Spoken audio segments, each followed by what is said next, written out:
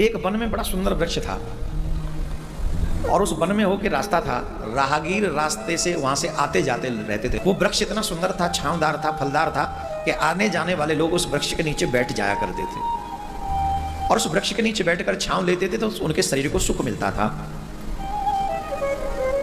एक बार कुछ राहगीर पथिक उस पथ से जा रहे थे तो उसी वृक्ष के नीचे बैठ गए और उस वृक्ष के नीचे बैठकर धूप का जो ताप था उसे मिटाने का प्रयास कर रहे थे।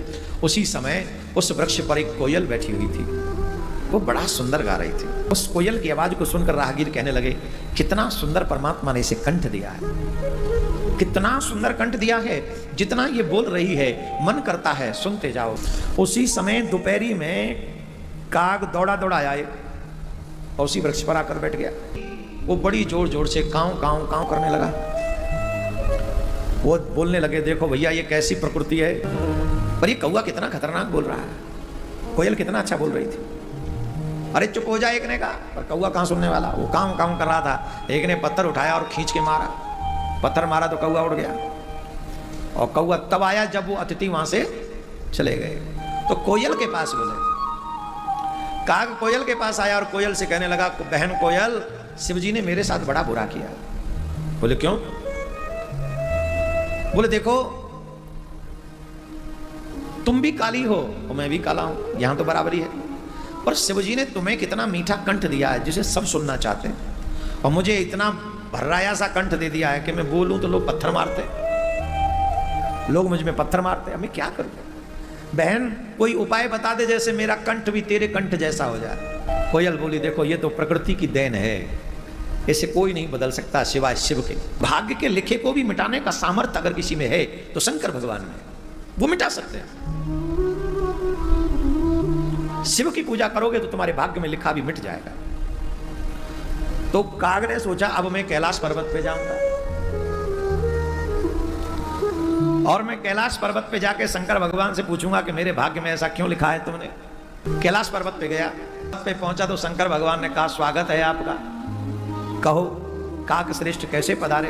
काग ने कहा कि आपने मेरे साथ बड़ा बुरा किया है। मैंने बुरा किया? बोले बहुत बुरा किया। बोले क्या बुरा किया है? बोले ये बुरा किया है आपने कि मुझे आपने काला बनाया और ऊपर से मेरा गला भी इतना गंदा बनाया कि कोई सुनना नहीं चाहता, सब तो मुझ में पत्थर मारते हैं, तो ये तो ठीक नहीं किया आपने मेरे साथ। तो शिव जी बोले, बताओ क्या चाहते हो? बोले हमने सुना है आप भाग्य के लिखे को मिटा सकते हैं। बोले प्रयास करेंगे, बताओ तुम क्या चाहते हो? बोले मुझे भी कोयल जैसा कंठ दे दो। बोले ठीक, हम कोयल जैसा कंठ दे देंगे, लेकिन पहले कोयल से ये पूछ के आओ कि कोयल सर्वदा सुखी है, वो कोयल होने पे गर्व करती है, अगर वो करती हो तो तुम चाहोगे तो दे देंगे। बोले ठीक। अब महाराज काग फिर आया कोयल के पास और कोयल से कहा, कोयल बहन मैं शिवजी को मना के आ गया हूं, अब शिवजी मेरी बात स्वीकार करेंगे, अब मुझे बस इतना बता दे, तू अपने जीवन से खुश तो है? बोले मैं क्यों खुश हूं अपने जीवन से, मेरे साथ तो बड़ा बुरा हुआ है। कोयल काग बोला, तेरे साथ बुरा हुआ, इतना अच्छा कंठ है? अरे बोले कंठ का खाऊं कि चबाऊं, ये कंठ ही तो है, इसके अलावा मेरा रंग देखा है कितना भयानक है, एकदम तय का सा पैदा है, ये कोई बात हुई? तो तुम ही बताओ सबसे अच्छा कौन होता है? बोले सबसे सुंदर होता है हंस, एकदम वाइट, एकदम सुंदर, अद्भुत है वो, इतना सुंदर है, इतना सुंदर है कि कोई भी देखता है तो आसक्त हो जाता है हंस के ऊपर। काग सोचने लगा कि कोयल सही कह रही है, काले लोगों को कौन पसंद करता है, गोरे लोगों को पसंद करते हैं। काग को लगा कि हंस वाकई सुंदर है, बड़ा सुंदर होता है, चलो उससे भी पूछता हूं क्यों। तो सब वो दौड़ के गया शंकर भगवान के पास। बोले महाराज प्लानिंग चेंज। बोले क्या प्लानिंग है? अब ये प्लानिंग है महाराज, हमें कोयल मत बनाओ, हंस बना दो। बोले हंस से पूछ के आओ वो सुखी है। तो काग हंस के पास आया, पूछा हंस से, भैया तुम ठीक हो? बोले काहे को ठीक है हम। बोले खुश हो अपने जीवन से? बोले हम रात दिन एक ही टेंशन में रहते हैं कि न जाने कब कौन सा मानव आकर हमें शिकार बना ले और हमें खा जाए। इतना गोरा होना, इतना अच्छा होना भी ठीक नहीं है, सब लोग हमें शिकार बनाना चाहते हैं, हमें मार देना चाहते हैं, ठीक नहीं है। शंकर भगवान के पास काग गया, बोले महाराज हंस भी दुखी है। तो हंस से काग ने पूछा था, एक बात बताओ फिर कौन सुखी है? बोले सबसे अच्छा तोता, ग्रीन एंड रेड, हमें सफेद ही सफेद बना दिया, कोई मिक्सिंग ही नहीं किया और कोई कलर ही नहीं हमें। तोता सबसे बढ़िया है, अच्छा अच्छा खाता है, अच्छा अच्छा बोलता है, मीठा बोलता है, ग्रीन ग्रीन सबको पसंद भी है, लाल लाल चौंच उसकी बड़ी अच्छी लगती है। तोता जैसा जीवन तो किसी का हो नहीं सकता। पर भगवान के पास कौआ गया, बोले महाराज प्रोग्राम चेंज, हंस नहीं बनना है, तोता बनाओ। बोले हंस तो दुखी है, वो तो कहता कोई भी शिकार कर सकता है मेरा, अब मुझे तोता बना दो। तोता ठीक है, लाल चौंच, ग्रीन कलर, फल अनार खा ले, अमरूद खा ले, सेब खा ले, बेर खा ले, और आपने बहुत व्यवस्था कर रखी है उसके लिए। बोले बात तोता आते हुए पूछा, तो तोता से पूछने गया, हाँ भाई तू ठीक है, एकदम बढ़िया है, कुशल मंगल है, तू तेरी जीवन में कोई दुख तो नहीं है? बोले चुप कर जा, हम सुखी हम। अरे भाई इतना पागल मत बन, हम कहां सुखी हैं?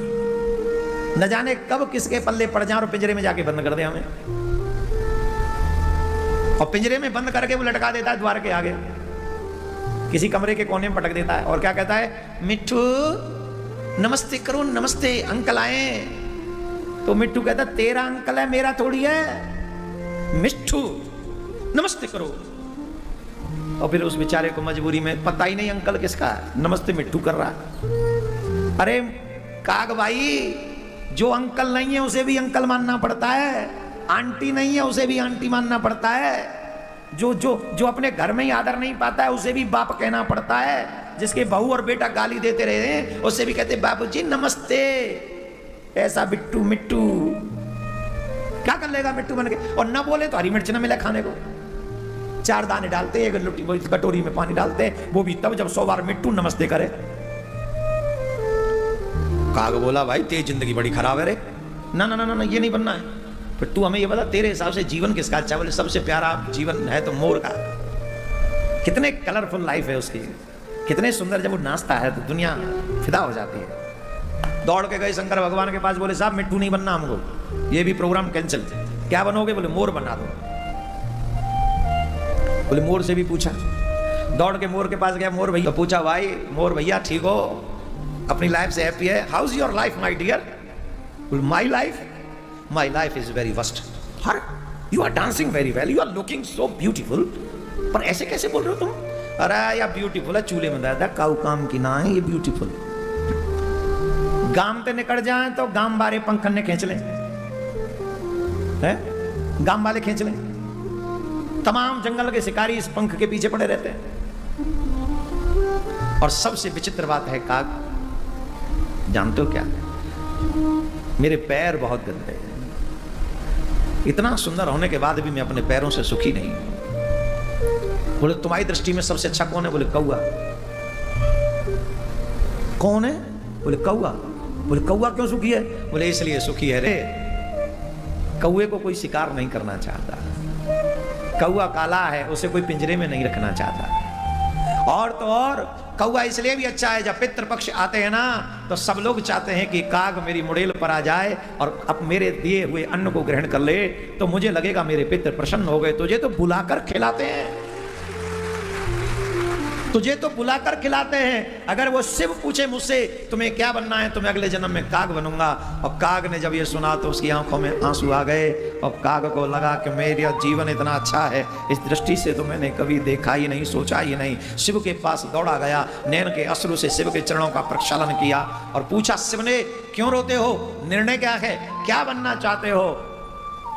तो काग ने कहा, सरकार जो बना दिया है बस वही बने रहना चाहता हूं, अब और कुछ नहीं बने। शंकर भगवान बोले बड़ी सोच अच्छी है, कहां से लेके आए? तब सारा वृतांत तो बताया। तब शंकर भगवान ने कहा, काग एक बात ध्यान से सुनो, इस संसार में संपूर्ण कोई नहीं है, सर्वथा सुखी कोई नहीं है। अगर संपूर्ण सुख तुम्हें मिल गए तो तुम तो भगवान हो जाओगे। इस संसार में तुम जीवन जीने आए हो, और जीवन को जीते समय ये बात समझ लो कि कोई न कोई स्ट्रगल, कोई न कोई दुख, कोई न कोई परेशानी तुम्हारे जीवन भर पीछे रहेगी, लेकिन अपने सत मार्ग पर चलते रहोगे तो उस परेशानी को मिटाने का काम मैं करूंगा, शिव करेंगे। तेरे को कोई परेशानी नहीं, तुम्हें तो बस एक ही काम करना है, जो मिला है उसका सदुपयोग करो,